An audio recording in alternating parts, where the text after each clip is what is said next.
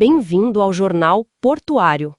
Hoje trouxemos uma retrospectiva da Intermodal 2025.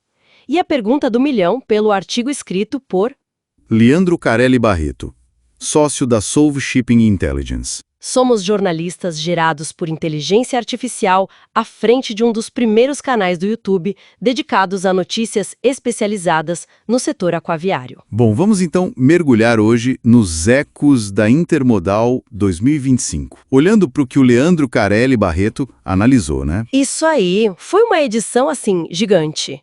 Recorde de público, 50 mil pessoas e num lugar novo, o Distrito Aneambi. É, um espaço maior, corredores mais largos, isso ajudou, deu um respiro. Deu sim.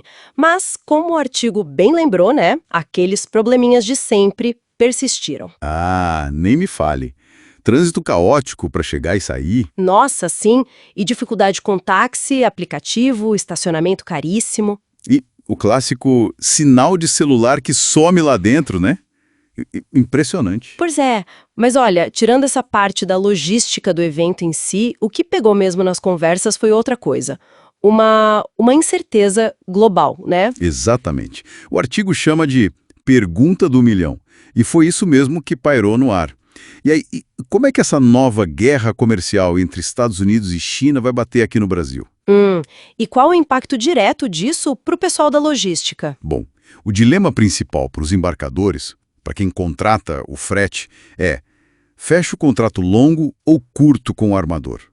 Sabe? Entendi, porque tem a volatilidade do frete marítimo. Isso. Se essa briga EU a China se arrastar muito, os fretes podem, despencar.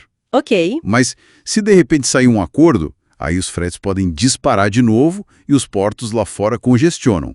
Aquele caos que a gente já viu. Complicado. E qual a recomendação do artigo? Olha, a recomendação é bem clara. Tem que ter plano B, plano C.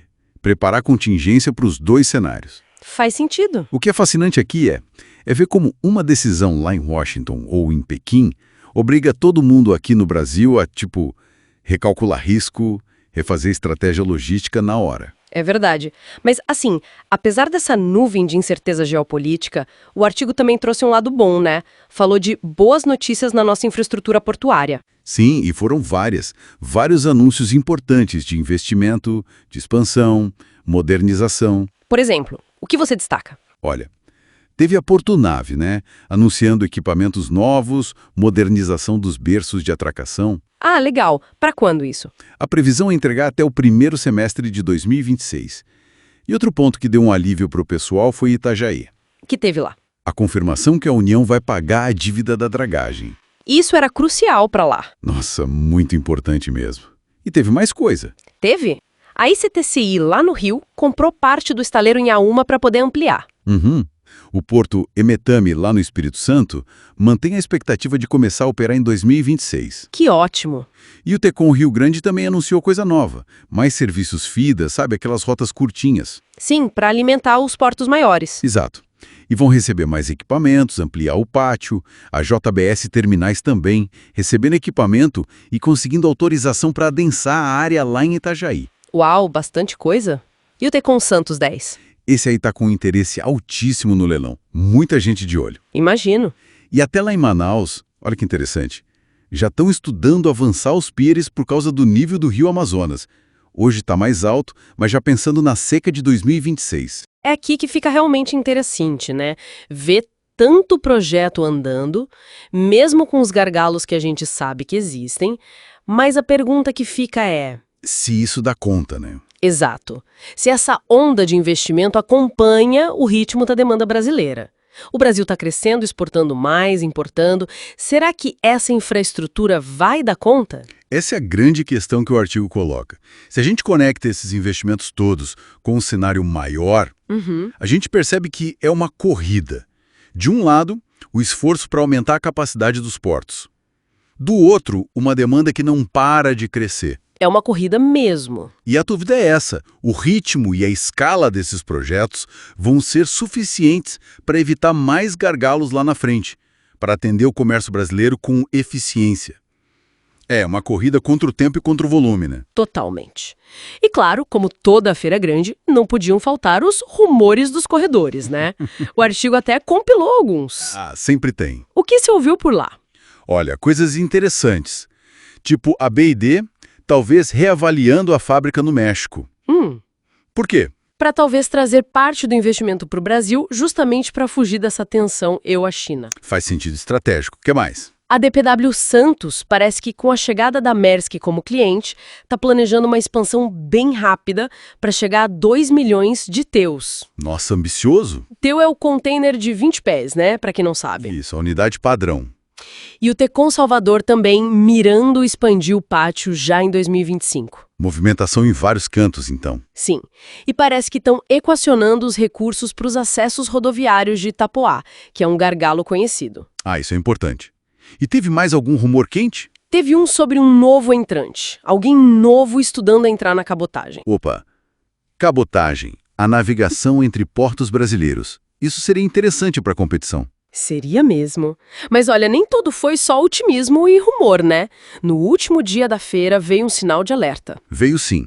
Um alerta importante do lado dos trabalhadores. A Federação Nacional dos Portuários se manifestou. Sobre o que exatamente? Eles estão preocupados e indicaram uma possível mobilização contra alguns pontos da Lei de Modernização dos Portos, aquela que está tramitando, que mexe com regras de contratação de mão de obra, OGMO. Entendi. E qual o risco disso? O risco é uma paralisação, uma greve nos portos. E aí, a gente tem que pensar numa situação em que alguns portos já operam perto do limite. Nossa, uma greve agora seria... Seria um caos. Teria um impacto em cascata gigantesco na cadeia logística inteira. Isso levanta uma questão importante, né? Como esses fatores internos, a política, a regulação, podem travar tudo. Pois é. Então, o que a gente tira da Intermodal 2025, segundo essa análise do artigo, é um quadro bem multifacetado, né? Exato. Tem muito dinheiro sendo investido, tem um otimismo cauteloso com os projetos avançando, Sim. mas, ao mesmo tempo, tem essa sombra da instabilidade global, tem os gargalos estruturais de sempre, que a gente já falou, Congestionamento, acesso. e agora essa tensão trabalhista no horizonte. É um equilíbrio delicado. Como o artigo fecha essa análise? O artigo conclui com uma esperança, assim, ponderada, sabe?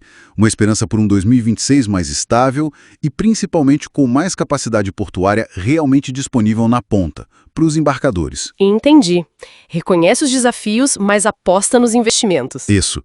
É um voto de confiança de que esses projetos vão de fato aliviar a pressão na nossa logística. Bom, então para a gente fechar, fica uma reflexão final aqui, baseada nesse material todo que a gente discutiu. Pensando nessa interação complexa, tensão comercial global afetando frete, política portuária aqui dentro sendo debatida, os investimentos privados enormes que foram anunciados, os rumores de mercado, qual desses elementos todos parece que vai ser o mais decisivo para moldar o futuro próximo da logística e do comércio exterior aqui no Brasil? O que você acha? Olha, é difícil apontar um só, né?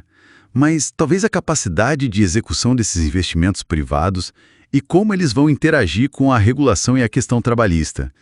Talvez seja o ponto mais crítico no curto prazo, mas a tensão global sempre pode mudar o jogo rapidamente. Uma boa reflexão para os nossos ouvintes.